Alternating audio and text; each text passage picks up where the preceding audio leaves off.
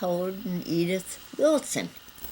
My mother's name was Edith Ethel Hibbard at one time, and my dad's name is William Henry Howard Wilson. William Henry Howard. That's an awful handle to put on a person. Where are they here? Who are they? Where? Or they're both in the where are they buried? Douglas Cemetery in Wisconsin. This is one I made first. Had made. Now these are pictures of Jackie. Yeah. And where is she?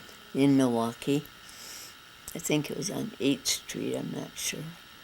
And that was Bert's mother's place? Yeah, that's where she lived. And that is where Donna was born, right? Donna was born, yeah. Now this one, though, was not made there, I don't think. No. But wait a minute, I don't know what this one could be. This one is, because there's the same banister. Yeah. Jackie. Mom and my dad here. My dad's holding some of his cats that he always fed milk to. As soon as he got the milking done, he'd pour some of that good Guernsey milk into a pan for the cats. That's his farm? That's it, my dad and mother's farm. And where is that? In about 5 miles from Endeavor, in Wisconsin. Oh, I can't. That's my grandfather, Hibbert, and well, this is a 4 generation. My grandfather and my mother and Belle and her daughter. That's John Hibbert. He was from Canada. Yep. I don't know where that was taken. Bert, me, and Jackie, and Donna. How old are you there? Oh, for Pete's sake, how do I know? Let's see, Donna's about, I would say, 2. 2, and so I probably was about 20, maybe 25, and Grandpa would have been 26. Let's be Vern. We think that is Grandpa's brother Vern, who was killed in a shooting accident at the age of 14. Yeah, I was 13 or 14 by his cousin. Yeah, that's me and Jackie, and that's me and Jackie and the cat. That's been out on the farm. We didn't have any cats in town. Where that is, I don't remember. That's Donna on the left and Jackie on the right. Right. Grandpa's mother. That's Bert's mother, Frances Major Hill, right? Mm-hmm. That's Bert when he just came home, Grandpa when he just came home from work, and that's Bonnie with him. Mom and Dad and me. Yeah, that's Grandpa. Is that on Winford, do you think? Let me see, can I? Sure. Yeah, this is at the back door. Back door on Winford. I don't know if he didn't just come from work, but he could have, because he always had overalls on, but he left those down there, so I don't think so, though. But that's on Winford. Okay, if you could stand back here, or you wouldn't get so much It looks pretty good here. Does it? There's Grandpa and you, and this little picture down here. Yes, that's on Winford. Washington, I'm pretty sure. That's Seattle, huh? Mm-hmm. When did you go there? The first year Bert got a week's vacation from the railroad, we jumped on the train, he and I, and we went out to see his brother. They thought he might possibly be home. He was in the service. During the war? Yeah, but he never got there. We just went out and just had that week, went out and were there a couple of days and jumped on the train and came back home. That's Grandpa Hill, Bert Hill. Mm-hmm. When he was about 6 months old. That's on Mather Street. That's on Mather Street in Green Bay. Yeah. What were you doing at that time? Just nothing but keeping house and taking care of my kids and my husband. And Grandpa was working for the railroad? Yeah, Grandpa was on the railroad. And that was during the war, or? Well, it could have been, no, yeah, it could have been, because after we lived here on this, at this house, we moved across the street in a cottage over there. No, it's a two-family home. And then we were on the corner of Mather and Harrison Street when the war was over. So this could have been during the war, yeah. Is that your house in the background, or is that the neighbor house? That's a neighbor house. No, we lived upstairs, had to go up stairs. There were some pictures in here somewhere of where we lived. That's we're dressed up all, looking like a minister. Yeah, your mom called him a city slicker. He looks like it here. Yeah, he does. And this is across the street, the house I was talking about. That's the one across the street from Mather's. Yeah. Mm-hmm. So this is probably the 1940s, early 40s.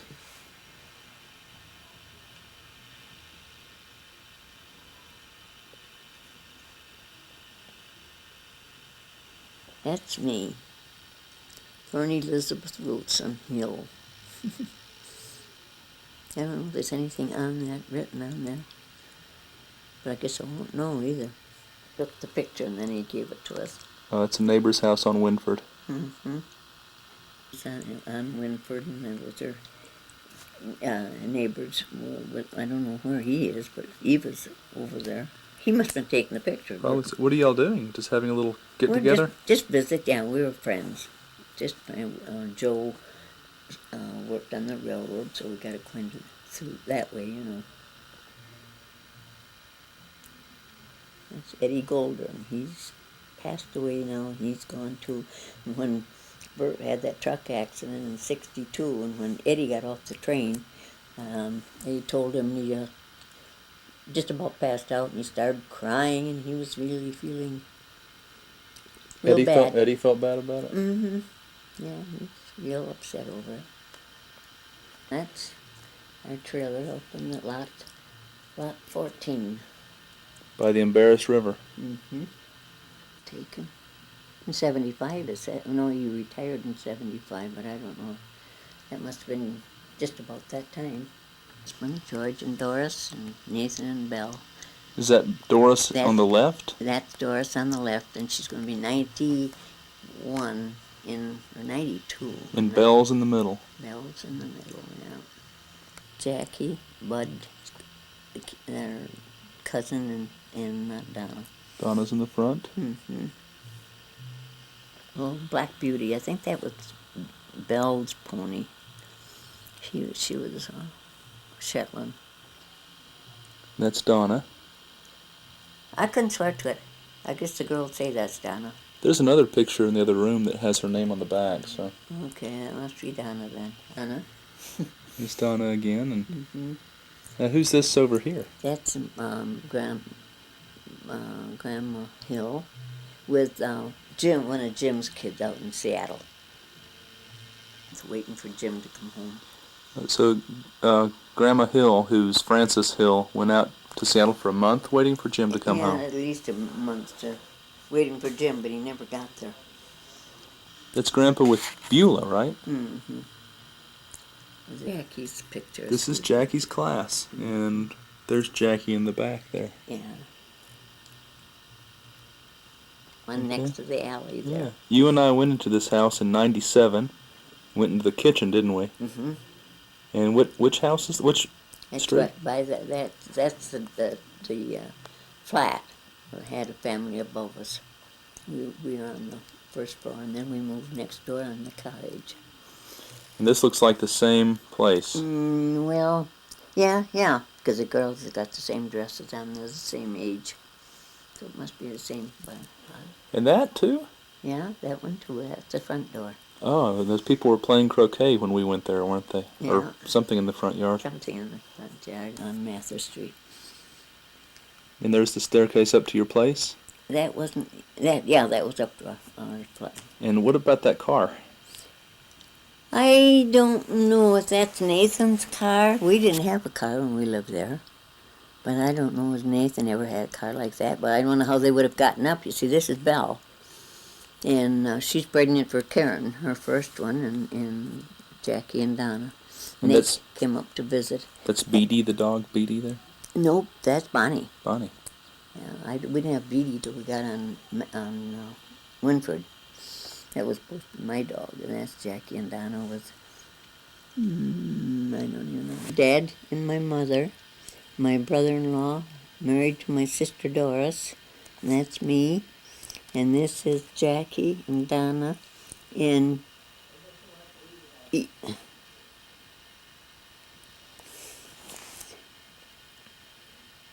don't know who the heck those kids are. It must be Dorothy and Edie, my nieces. That is Jean. Who's holding her? Me. Oh, that's you. Yeah. Me, yeah. She was a little bit of bitty baby like we got, not a little older. And she's sitting there in the high chair. This is war ration books. Two. There's Bert holding Jean.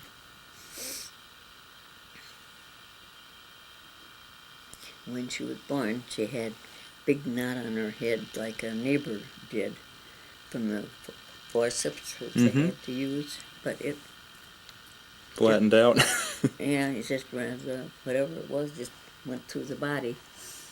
That's Jean. Down there. It's you and Jean. Mm-hmm. That was a new little red dress, and we would take pictures every year for I don't know how many years. And it seemed like we were always on vacation the 15th of July on her birthday. This is on Harrison? Harrison Street, yeah. That's the last place you lived before you built Winford. No, we moved from this place next door. Oh. Yeah, but that is in front of that place that we went in. And then here is Winford. That's Winford. Started building that during the summer that the war was over. Yep. And that's the one I remember going there a lot. Mm-hmm.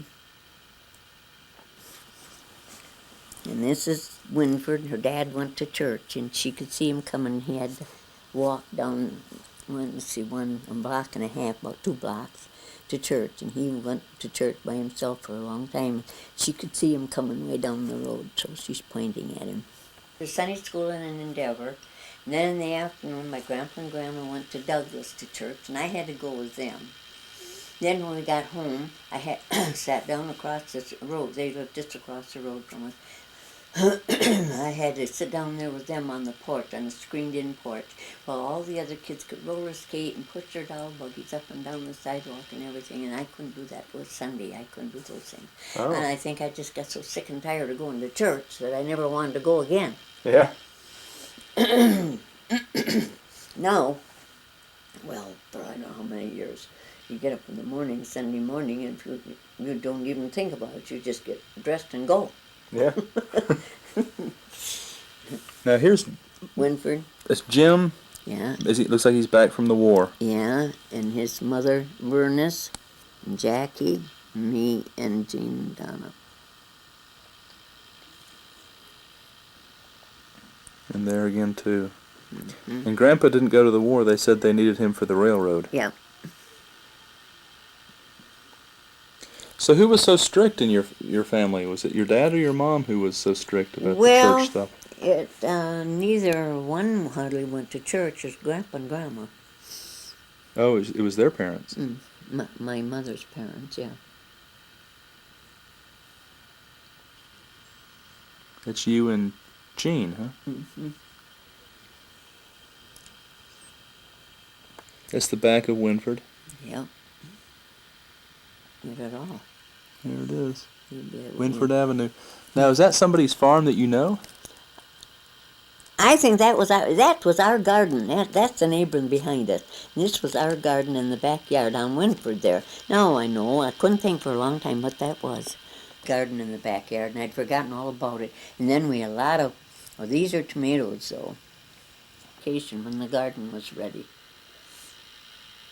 Get her to come down and pick them, and they just wasted, I guess.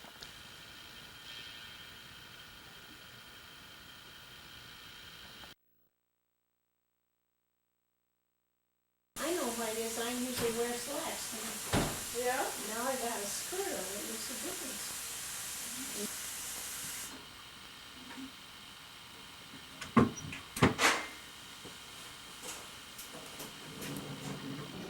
I don't know. They're used to going to bed at 9 o'clock.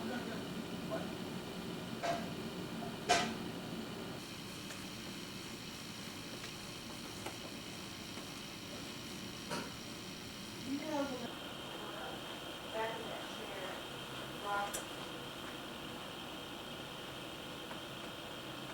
I couldn't be over there all the time.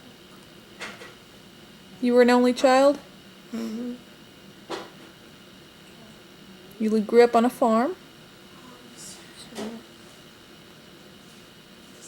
So I had to kind of make my own entertainment. I decided I wanted a bobsled. And so Dad cut me the runners, I guess. I can't remember running a saw. And but I put it together, little girl fashion. Yeah. Then I thought I'd hitch up a calf, little calf, Mm-hmm. on this bobsled. And I would train this calf to pull it right, and then eventually I'd be able to get on and ride.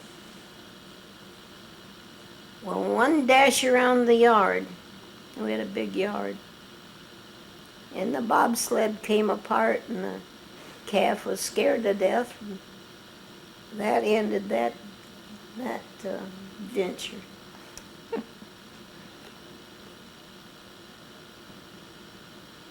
What were your so how far was it to school when you'd walk to school in Martin? Was it Martin? No, I went to country school, which Country was school?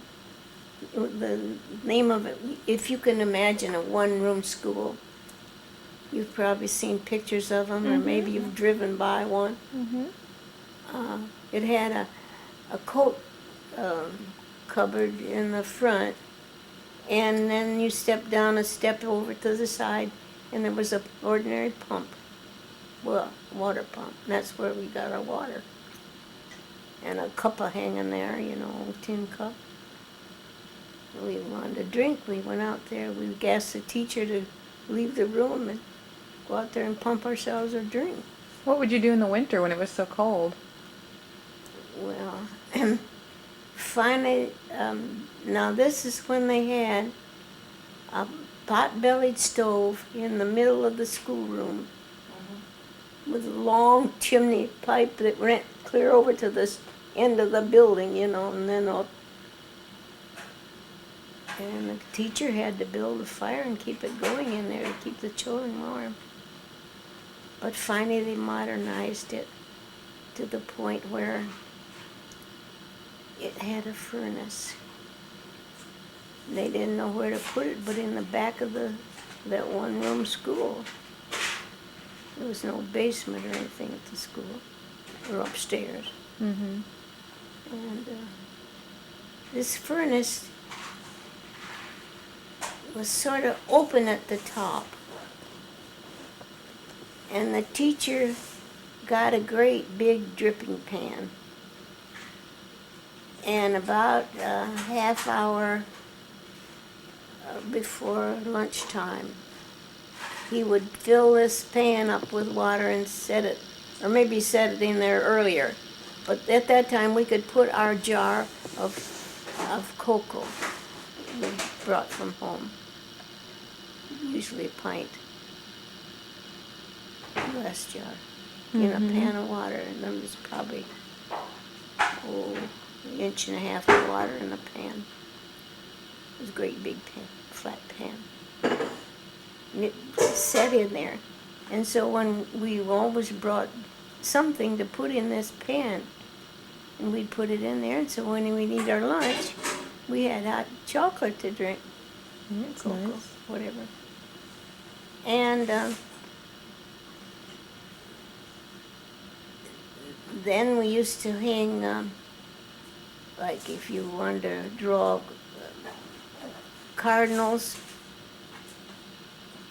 or or birds or something, Mhm. you could put these pictures up against the window and trace them. The light would come through and you could trace around where the picture was. And we used to color and things like that if we didn't have any studies to do. What'd you do at recess? At recess, well, it was back in the school, you see, was built in horse and buggy days, one cars. And out by the road, in along the side of the school and then across a section of the front was a place to tie a horse and buggy, tie the horse up to. And what it was posts with a pipe running through, like a railing, you know. Mhm. And those were there all the time. They'd been put in for that reason. And when they had school meetings or programs or something like that, and parents came with in their buggies, why, they hitched their horses there, see. Well, after the horse and buggy days were kind of over, we girls used to go out there and we'd swing and trapeze and use these rails for exercise, you know, doing somersaults and things, going around and around on them, and all their pants is showing. Some of the little girls had pants made out of broadcloth or white sheeting, and This is under your skirts? yeah, with little ruffles around the bottom of the pants, and they were more like bloomers, but not quite that long. And so the boys were off batting the ball around and playing football and stuff, and the girls was out there swinging and twirling around on these pipes. And their pants was a showing, but it didn't. Nobody paid any attention. It didn't make any difference, you know. And because they were more like, they weren't Bloomers. short-legged pants as they have now for girls. They can almost come down to your knees. And then in the wintertime, they used to be made out of black sateen. And because we were wearing darker clothing at that time. Then they had outdoor toilets. One for the boys and one for the girls. And kind of one in one corner of the building and the other in the other corner. Then there was kind of a little board fence around the entrances of these toilets. And in the wintertime, it become a kind of a backboard for snowballs. And the boys would be playing against the girls. You know. Around the we were toilets. Using this, yeah, we were back and forth from the toilet. See, we were using these fences as a kind of a shield. And if they iced these symbols up a little bit, you know, they could hurt quite a bit if they hit you. Did you ice skate? And another game that now I'm talking about when I was in first, second, and Oh, early. third grade, fourth and fifth for the snowballs.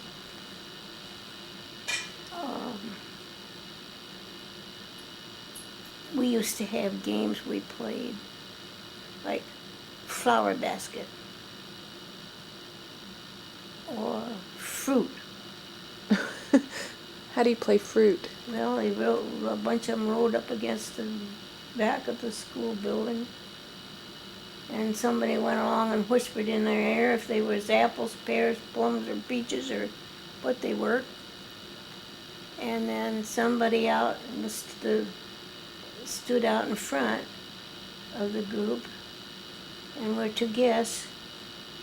And then they were told, "You're the one, you know. You're pears." And they were to guess pears. But there was all this other fruit there too, so you select from. And if they guessed right, well, then they changed places. And the person that was pairs had to get out and be out in front and do the thing. And we call that fruit basket. Little simple games Yeah. like that. Kids, enjoyed.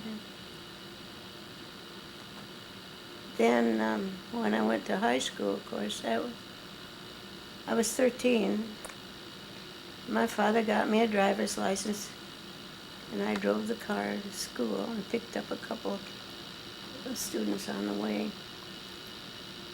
And Dad thought if they were wrong, if I had a flat tire or got stuck in a snowbank or something, they could help.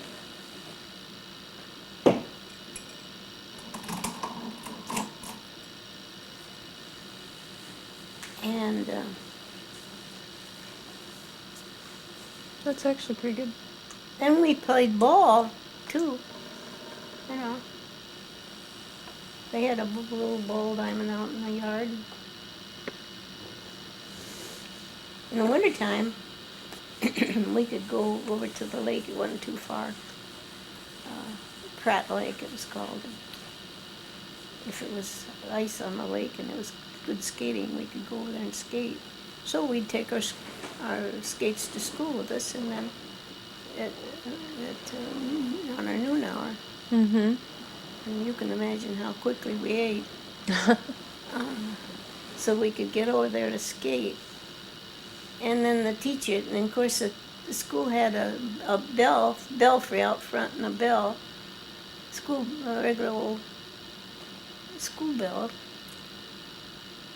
And the teacher, to accommodate us, would ring the bell one ding. That meant take your skates off and head for school. Your noon hour's over. Things like that, different. Mm-hmm. In the summertime or spring, we'd go flowering.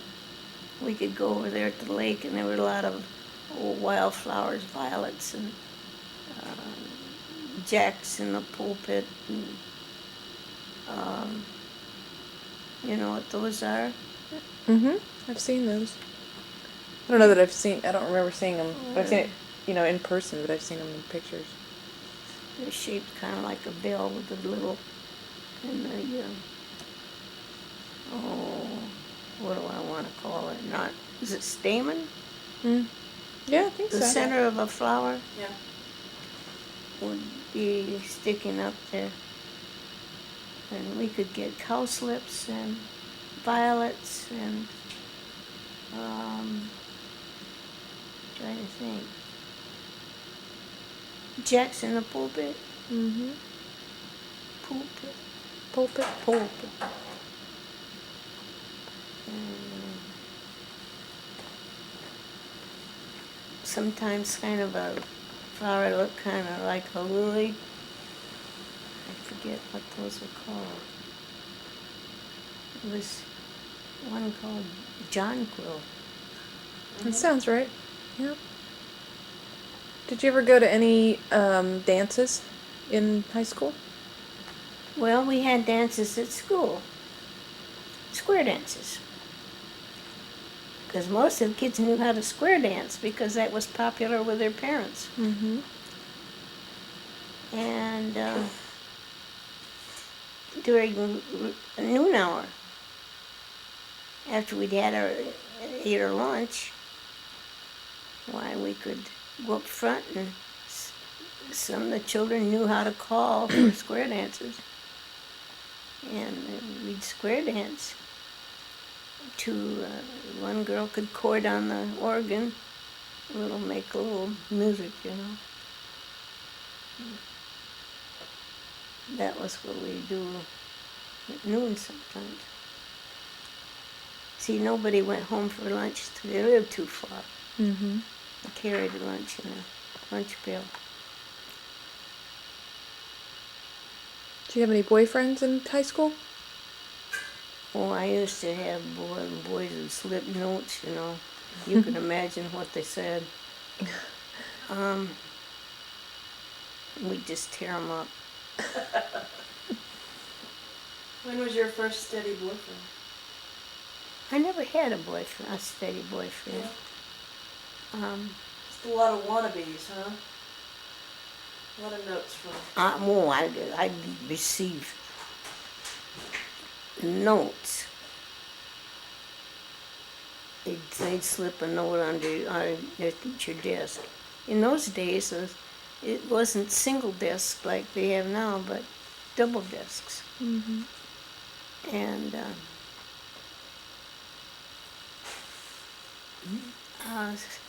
so you sat with somebody else, to study and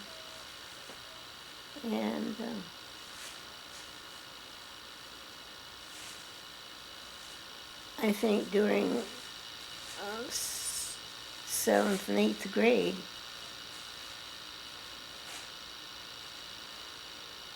we didn't have as many classes. They might be every other day rather than every day. Certain ones would be one day and some the other. Well, I was thinking back one day of all the subjects that I took from the time I started school through the eighth grade. And we had, of course, the timetables and the alphabet and writing lessons and how to write properly. And then arithmetic and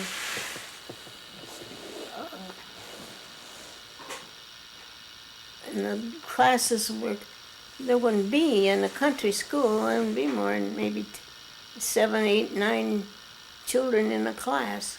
Maybe not that many, maybe 4, 5. Yeah. When you have 8 grades in one building, one room. So they had little red chairs, they rode them around the teacher's desk up front. And the first, second, third, fourth grades, go up there when they were having their class. And the rest of us were just doing what we were supposed to do. Reading or studying or whatever. But there, I think in a country school you had to memorize a lot of things. And, but in the first 8 grades, I would say that we had reading lessons and spelling lessons and orthography lessons. Orthography is the proper pronunciation of words. And spell English, and geography, and agriculture, being in the country. Yeah. And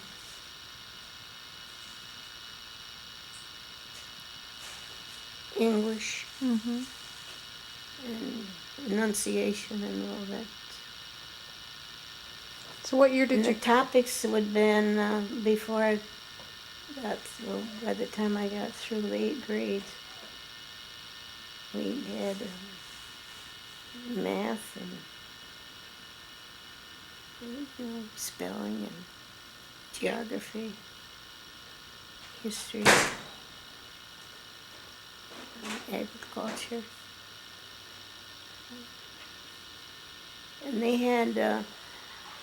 they were county exams for the 7th grade and 8th grade.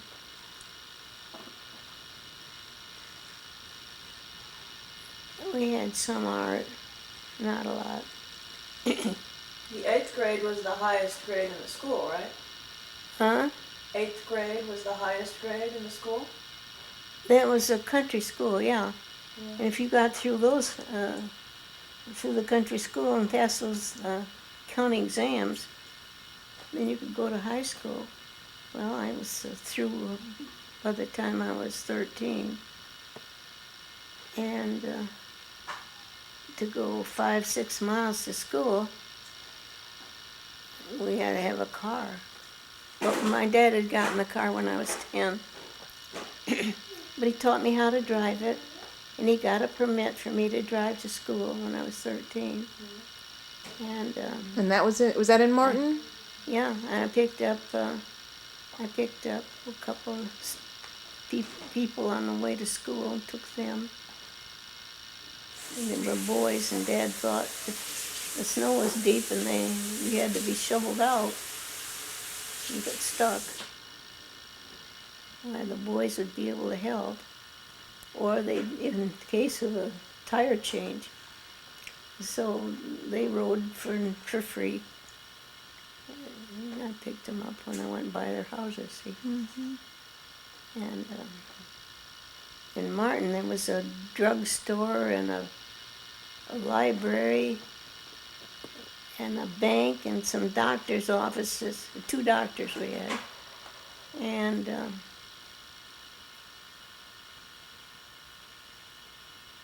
couple of grocery stores and a post office. That consisted of Martin. What was your biggest adventure when you were a kid, like a trip or something? Did you travel anywhere? Did you go to Kalamazoo, or did you? Well, that picture that was taken of me when I was 4 years old was taken in Kalamazoo. That was during the time my mother was in the hospital, in Bonson Hospital in Kalamazoo. And she had appendicitis, and the appendix broke, and the poison went through your system. Yes, and she had to have drain tubes in her after the operation, and for, I think she was in the hospital a month. Wow. And then after that, she went to her cousin's house. Her name was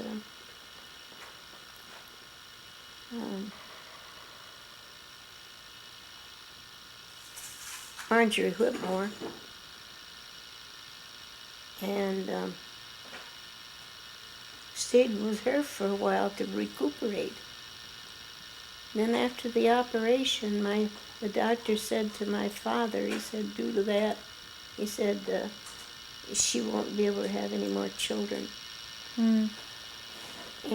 But she almost died. And to get her to the hospital, they had to hitch up the horse and buggy, and see, I was 4 years old. I went and stayed with my grandma Lawson for a month. In Kalamazoo? No, they lived in Alamo, which was out there by that Alamo cemetery that I took you to. Yeah, I remember that. But you went to Kalamazoo to have your picture taken? Is that when you went to stay with your aunt? I stayed with my grandmother, Your grandmother? Grandma Lawson.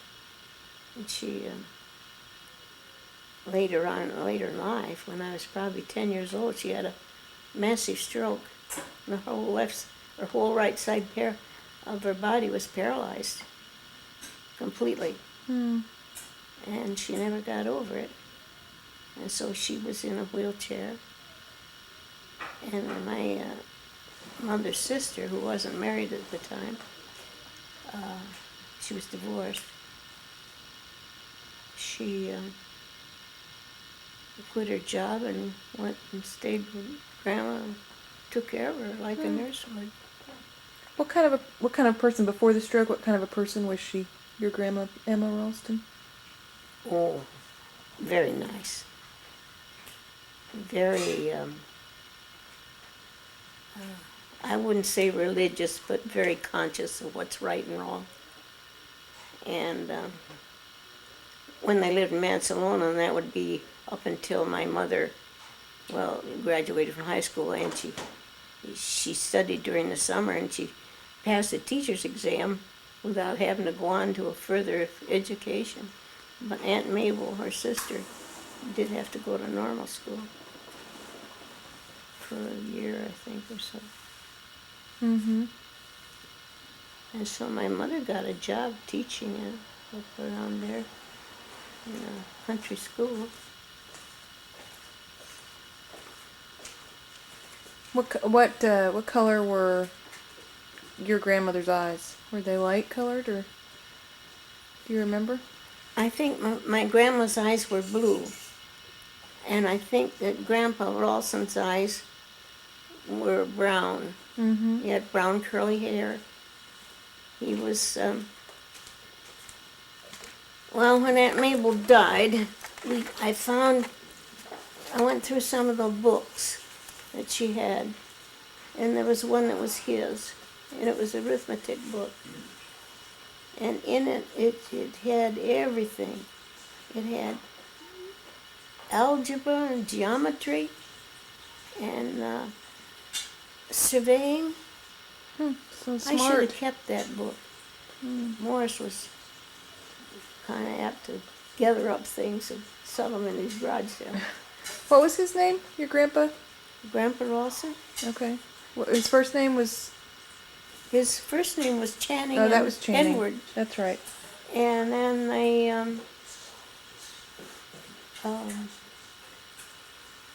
everybody called him Ed, and he signed his name Ed. I ran across some bills from one of the stores where he bought his grain for his animals. I see he had signed it Ed Ralston.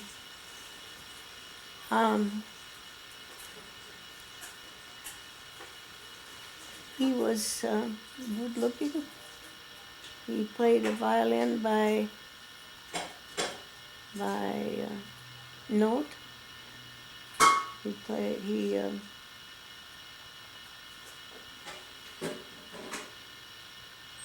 was a carpenter. Hmm. Had all great big chest of tools. And his sister's boy, whose name was Walter Cox, his sister was named Belle, married a Cox, and they lived in Petoskey. And I kind of think that's one reason that he moved up to Mansalona. Another reason was that he could get land. He could get 80 acres, like a homestead government release. Mm-hmm. And it was timber. Most of it was timber. And so he cut the timber in the wintertime and hauled it by slave to another town called, let me see. I can't think of the name of the town right this minute.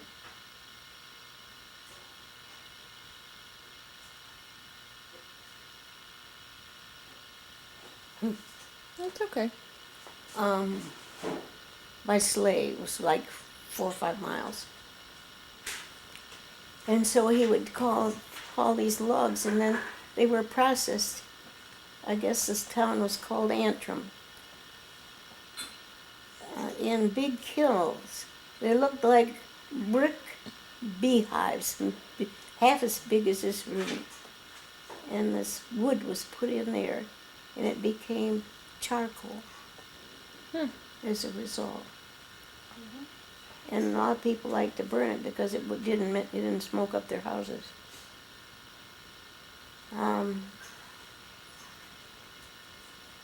And so in the wintertime, he logged it like that. And in the summertime, of course, in that way he could clear the land and farm. And they raised a lot of beans and corn and hay, clovers. He had horses. He built the barn. He built the house.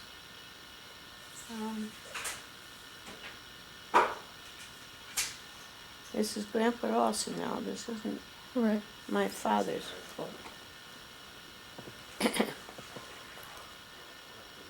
Tell me about your. But they were real decent people. Had good morals and everything.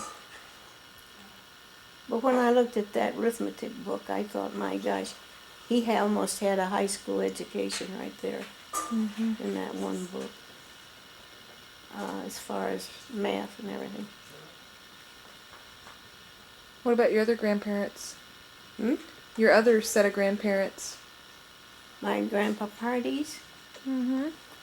I was going to try to get it done before this event, but I didn't. But I will work on it from now on. The party history. Mm-hmm. Aunt Dora, Retha Jane asked her when, oh, I don't know, Retha was in her early teens or, I think, asked Aunt Dora to write a letter about her parents homesteading in Iowa. Oh, yeah. That'd be And great. so I have the letter. Mm. Oh, yeah, a copy. So I was going to include that. And I was going to write, this was going to be on the party history. You're not running that thing, are you? Yes, I am. I'm capturing the stories. Well, I'm kind of getting away from the story of the Ralstons.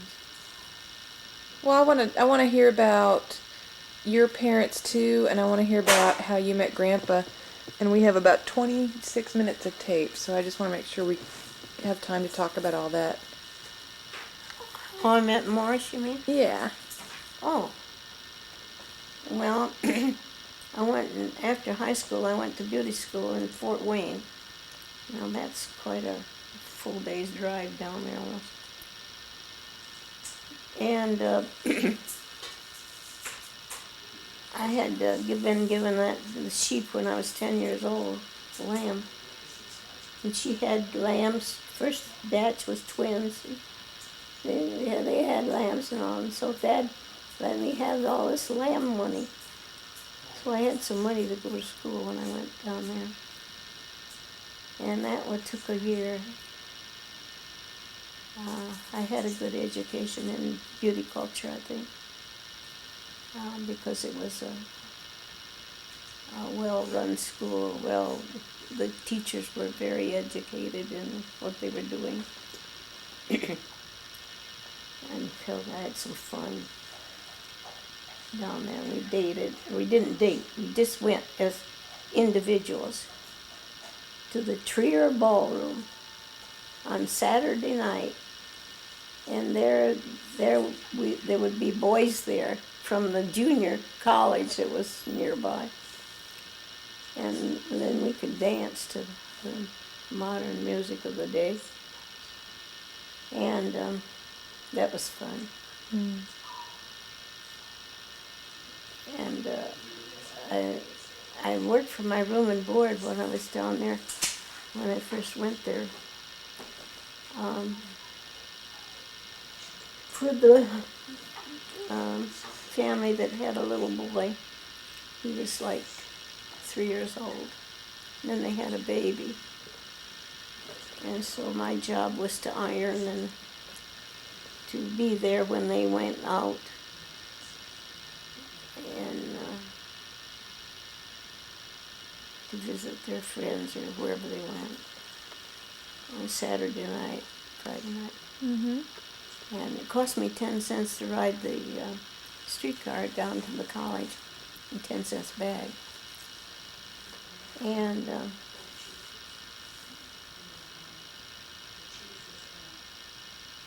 so she didn't pay me, but I got my room and board That's good.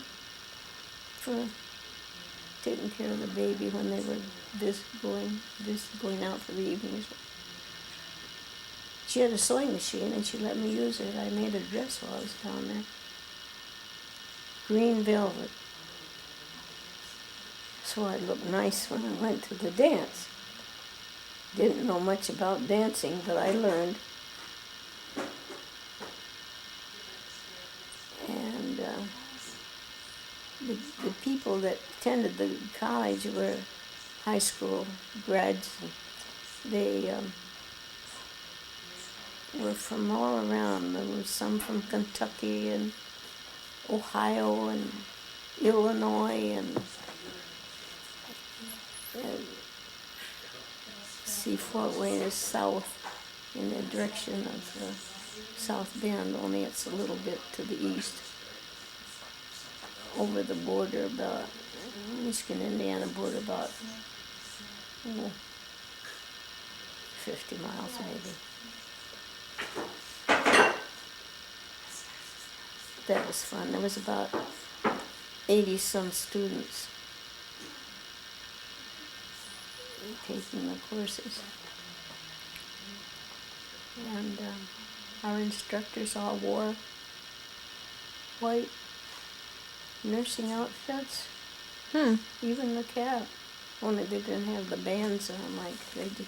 The real nurses had bands on the caps and so on. Mm-hmm. Um, So how'd you meet Morris then? well, after I got through there, I had a job in Kalamazoo, but I didn't like the people that worked in the shop. I thought they were a little promiscuous. I could kind of tell.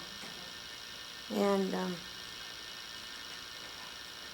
I watched the papers, and I see an ad for Allegan, which is a smaller town than Kalamazoo. And I applied for a job there and got it.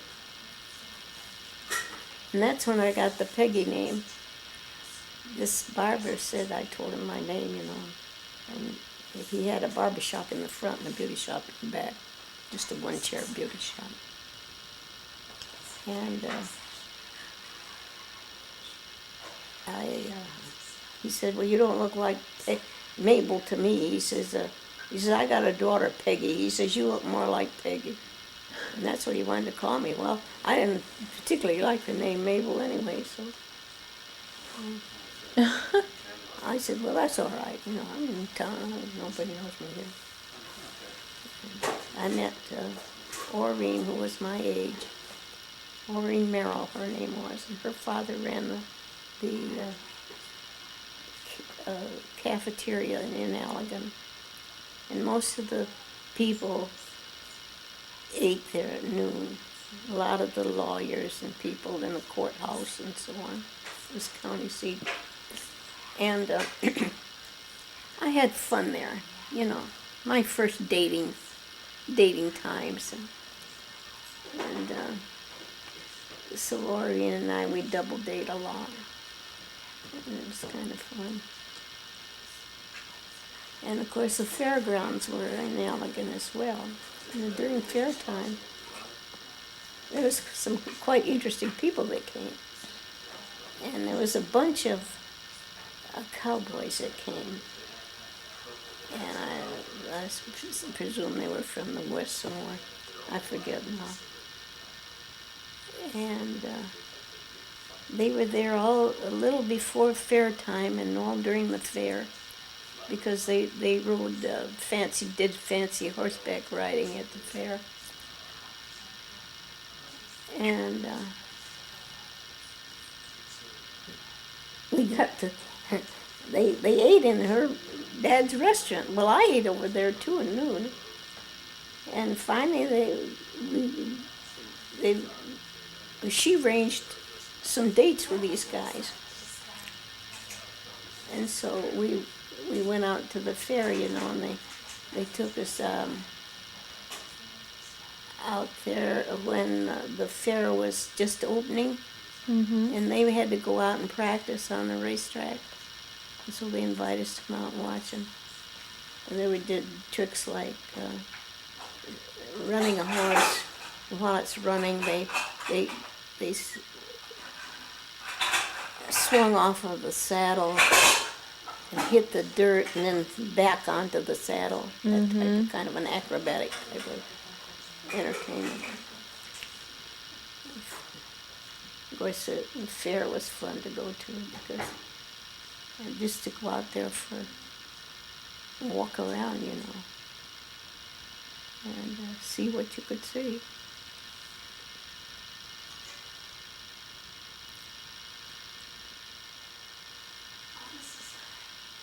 So did you meet Morris at the fair? Oh no, I met him later on. I had that job, and then I took another job. Due to the Depression, their business didn't come in like they expected. And so I quit there and I went home. And the people across the road from where my folks lived took the Grand Rapids Herald. And so I got an ad out of there for a job in Grand Rapids, and I went up and got the job. And it was in Mrs. Simpson's beauty salon. up on the 13th floor of the Grand Rapids Bank Building, Wow. which is right down on the downtown square. And I worked there for her for about a year. And then I heard about this other salon, which was quite a fashionable salon. I thought, well, maybe I'd make more money over there. So I got a job there and worked there quite a while. And that's when I met Morris. I was living with this Mrs. Simpson's. I said to her, well, after I got the job, I have to have, excuse me, I have to have a place to live. And she says, well, my sister's got a boarding house. She said, not very far from here, about 5 blocks. And she said, right up the street here. And she says, I'll call and find out she's got a room. Well, she had a single room. And so I took it. And after I got there, that's where I met Morris. At the boarding house? Hmm. Was he also boarding there? Yeah, he was he was living there. What she had was two great big houses that were, the only distance between them was a driveway. And she bought both of those houses, and then she made a bridge across on the upper floor. So she had all these rooms in one house, plus the one she was living in. And she was cooking and boarding people. You know, the meal, you could get your meals there too. I only took a sleeping room, and I didn't eat there, except sometimes on Sunday. Well, the maid come up one day and she said, we're having a card game downstairs. She says, won't you come down? And see, with 2 houses, they had 2 parlors and 2 dining rooms and 2 of everything. All these bedrooms. And so you could go from one house across this upper bridge, which was enclosed, to the other house. And Mrs. Wise cooked for a lot of the people that lived there. She was real good. And her daughter sent the maid up one time and said, we're all going roller skating, wouldn't you like to go? And so I went, but I said, I used to ice skate, but I said I never did roller skate. Well, Morris was an expert roller skater. And he was my date. And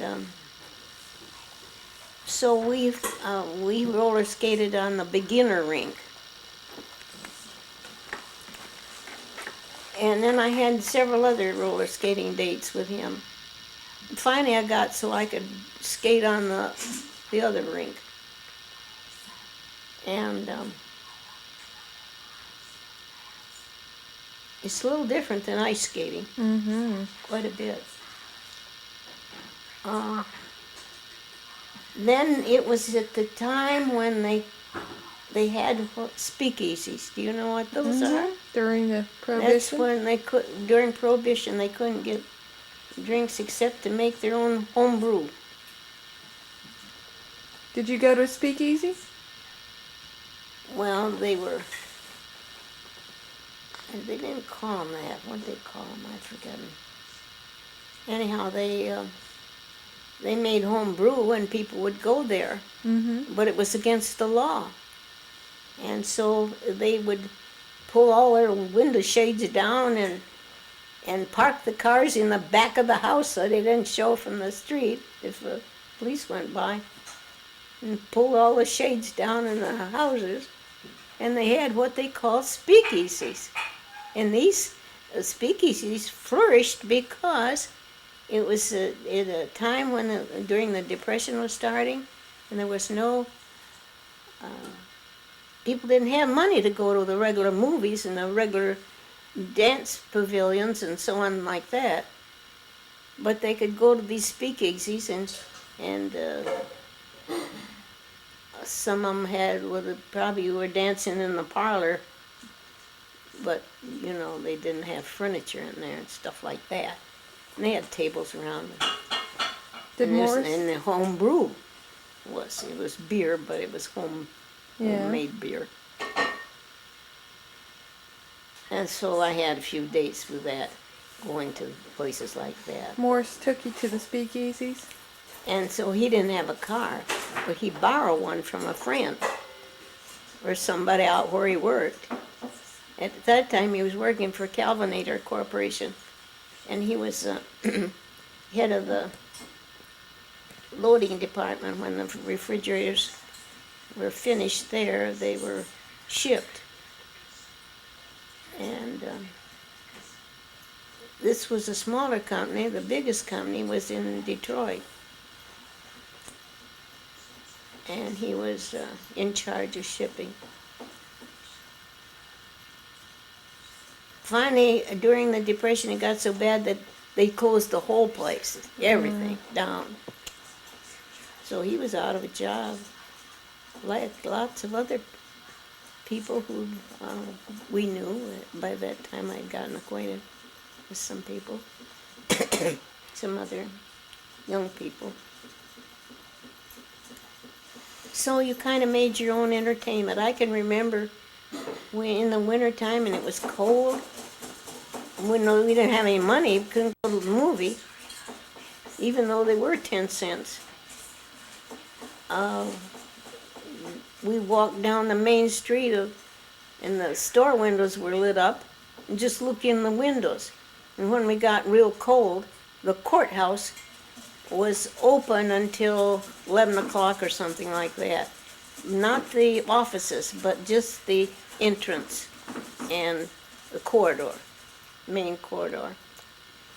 And there they had these steam registers, radiators, heat the. So we'd go in there and just to get warm, because we were so cold from walking out in the winter. And How did Grandpa? but that would be a date, Yeah. you know. Yeah. How did Grandpa propose to you? How did he ask for your hand? Do you remember? Well, I dated Morris, I'd say 3 years.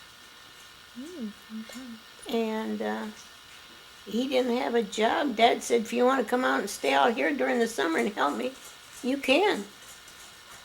And I was working in Grand Rapids. Now that's 34 or 5 miles from where my folks lived into Grand Rapids. So I was driving my dad's car, going to work, and Morris was living out there, and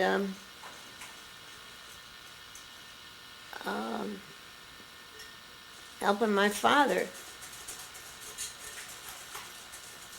And he was sleeping on a cot because we didn't have an extra bedroom for him. But it was kind of nice for my mother. She enjoyed more. She was kind of a joker, you know. And he always read a lot. They lived when he was growing up in Emmonsville. They lived near a library, and almost across the street was a fire station. Well, his grandmother was taking care of those 3 boys, and his dad, I guess, was eating there too. See, Morris's mother died when he was just a baby, like 3-4 months old.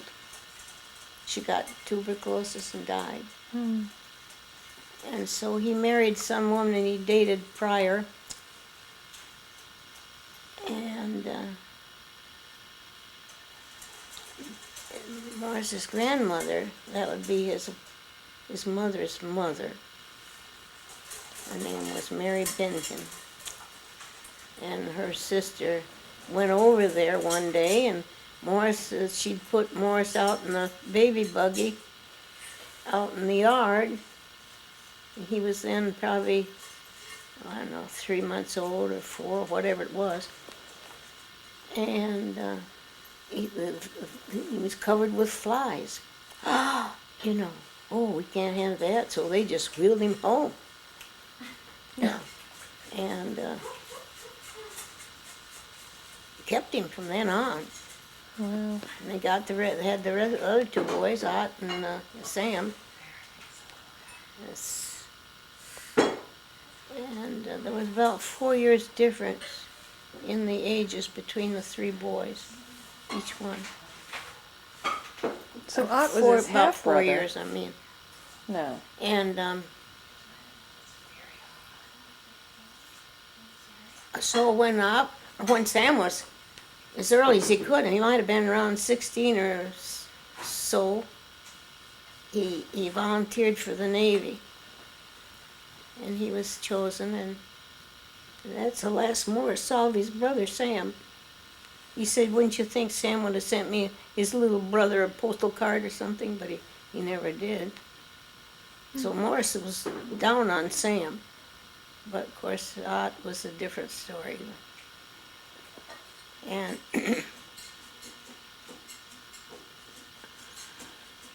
Well, we're gonna have to end this tape because the battery's dead and the tape is dead, and so we've run out of time and energy here. But we will continue this another time. but you know, when we lived in Grand Rapids, I walked about 11 or 12 blocks back and forth to work. And I ate in a drugstore because it was the cheapest place. And I didn't make much money because homemade cookies. It'd be a crock of molasses cookies and a crock of white sugar cookies.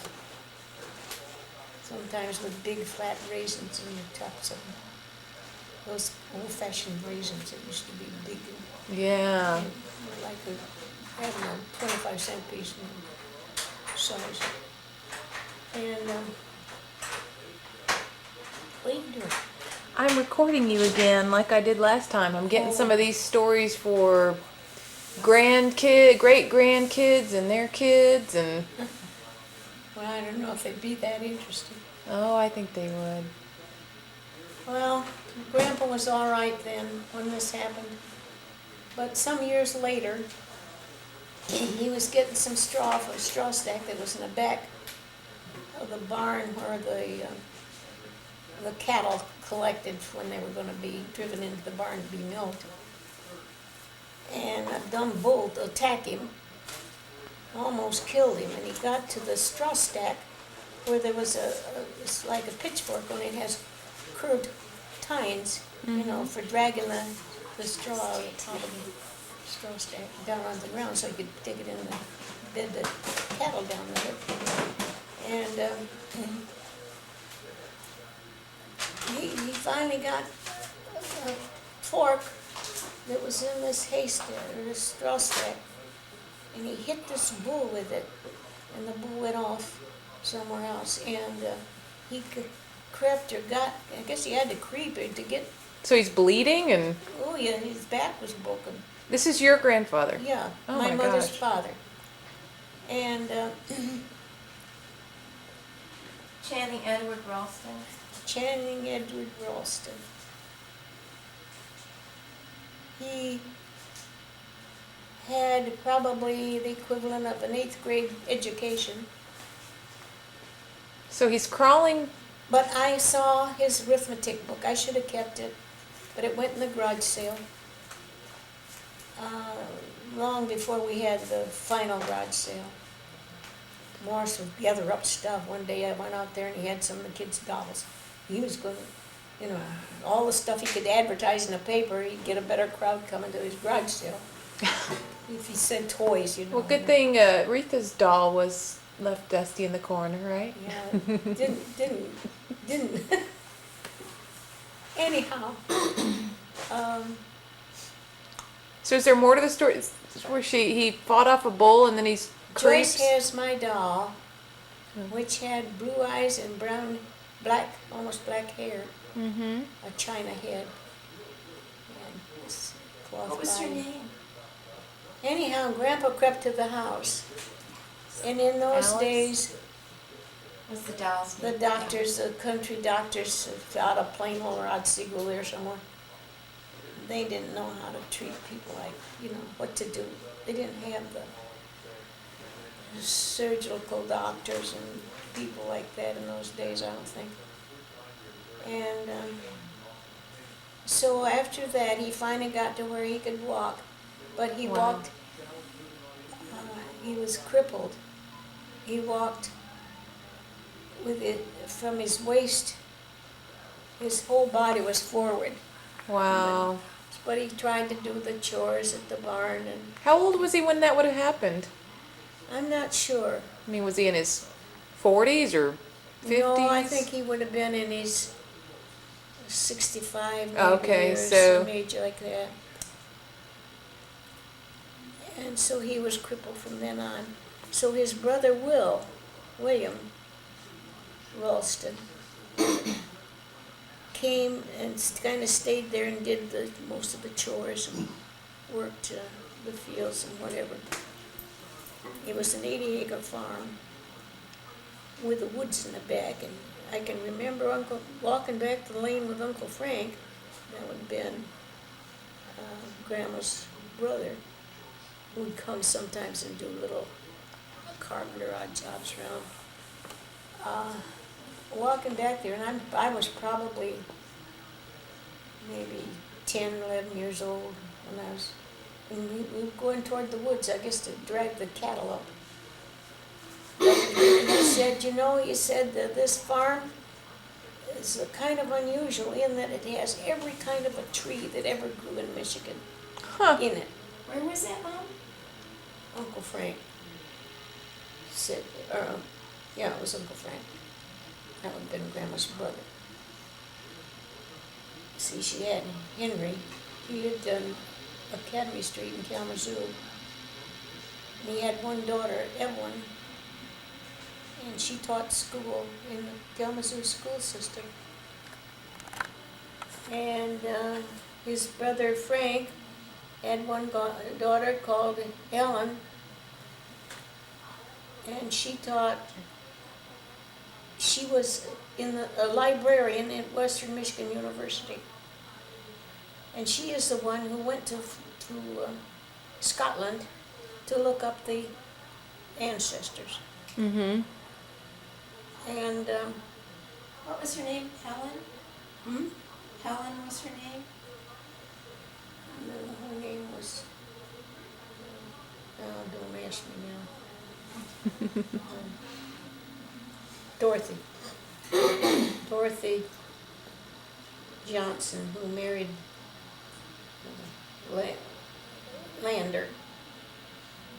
He used to come and collect the little insurance fees that I had on the children.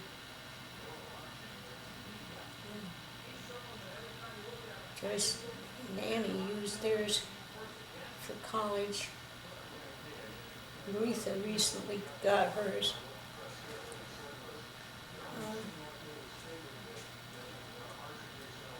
Or no, hers went into insurance. It's through John Hancock, Aretha's. But by then we had a little more money, so I think Ann and Joyce's was only $500 each. And we paid this Dorothy Lander's husband, who'll come to collect every month, What was his, 25 cents a person. what was his first name? Huh? What was his first name? Mr. Lander. Oh. I forget. Fine people. The Ralstons? Oh yeah, they were religious, but they weren't churchy. Right. And They were musical, were they not? my mother got her teacher's exam by studying the state law books during the summer after she graduated from high school. And she passed the teacher's exam and taught for several years in northern Michigan. My Aunt Mabel, she didn't do so good. She had to go to normal school for a year to do it. And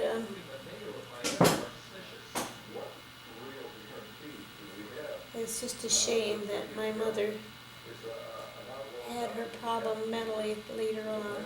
Mm-hmm. Do you think that was diagnosed the right way, or? I think so, schizophrenia. Yeah. And she could hear, she says, I wish they'd take this telephone out of me. I can hear voices, people talking. You know, she laughs sometimes. I say, what are you laughing at? Well, she says, what I'm hearing. You know, Wow. wasn't that a shame? Yeah. When did that start happening? How old were you? I mean, Well, I think after her operation, here they moved into a, let's see, 1, 2, 3, 5-bedroom house. That house where I grew up. And she wanted to have more children and couldn't. And I think maybe that had something to do with her mental state later on. Grandma Rawson got tuberculosis, the doctor said it was. My mother said, well, we ought to go see her, she's sick. But I don't want to, I'm so afraid that I would get whatever it was, see? And so she refused to go very often. And when we did, we had to take our clothes off after we got home. I hope you're not taping this. And be careful, and she'd wash them all. in hot water. So that we wouldn't, none of us would get tuberculosis. Well, the doctor said to her, you got tuberculosis, you gotta eat all, you gotta drink cream, you gotta eat all the wrong things he told her to eat that she shouldn't have. And of course, later, when she was 60 years old, now that's pretty darn early, to have a stroke. Yeah, and it be is. helpless from then on. And she lived to be, I think, around 85 or 87, something. It's a long time to go with. I have to look at her tombstone, I forget. Was your mom pretty upset about all that? Were they Oh, yeah. close? Yeah. Felt sorry for her. Now, what kind of surgery did your mom have My again? mother said, I only have one child, I can't have any more. I don't want to expose her Yeah. to tuberculosis. She wouldn't go. Or if we did go, she felt obligated to go periodically. But if we did, then she'd say, now, we better take our clothes off and leave them here, and I'll sterilize them, I'll boil them, or whatever it is. Yeah. You know. So, what was the surgery your mom had? And she had an appendicitis, but Oh, okay. So it was the appendicitis the that appendix broke, that and the caused. poison went all through her system. So then she couldn't have any more children. Yeah, I think that was it. And then your dad eventually, once your mom went into the hospital, your dad eventually divorced her, right? Is that? Yeah, I went along with the divorce. I had to sign the papers, Yeah. some papers. But I thought, if it's going to give my father happiness Yeah. in his later life, what more could I do but go along with it? How old were you? Do you remember? Then of course, Bertha, I finally met her, and she was a good friend of Dad's sister, Edna Andrews, that lived there between Plano and Otsego, had the cider mill. And and I used to go, and Morris and I used to drive out there about every week or so to see him, you know, Mm-hmm. and visit and so on. Now he remarried. He did marry He did marry Bertha. Bertha, And but they didn't have any I was told about children. it afterward, and then Uncle Charlie, now, and then there would be his sister, my dad's sister. They, What was your dad's sister's name? Your dad's sister's Edna. Okay.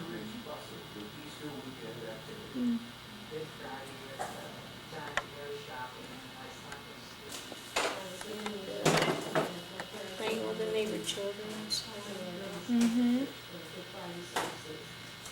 Went to grade school and walked a mile to get to the schoolhouse. I remember that. You told me that. And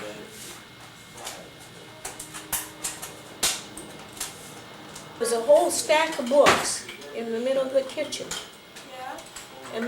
And my dad was president of the school board at the time.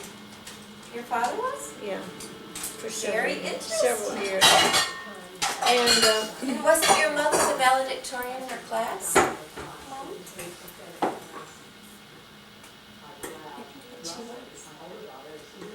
I think she was salutatorian or something. The next Pretty high up there. niche down. Pretty high up. She sang alto. My mother did. We could Did sing. she really sing alto? Harmonize I and sang sit out on the alto. porch swing in the yard. Swing and sing at night. What kind of songs would you sing? Bye bye bye bird. Whatever was current at the time. I forget. How'd you keep the mosquitoes away? Those mosquitoes up in Michigan We are had so a porch swing thick. just like one you have out here in your yard. Yeah, We'd sit out there and swing. and that would keep the mosquitoes away? Because you were moving. My mother had a nice elder voice, and she sang elder in school when she was. Mm-hmm. And in church, they brought to Congregational Church there in Mansalona. Mom, I remember some big cedar trees or something around that swing. On the swing? Around the swing were these huge evergreens. Yeah, there was a couple, 3 of them out there in the yard. And they were kind of, I didn't know what kind they were. Well, they were just, I don't know. They had big cones on them. A lot of sap on them. They It's had just like- branches that kind of drooped down, right? Right. They must have been fir trees. Some kind of fir. No, I don't think so. I think they were pine trees.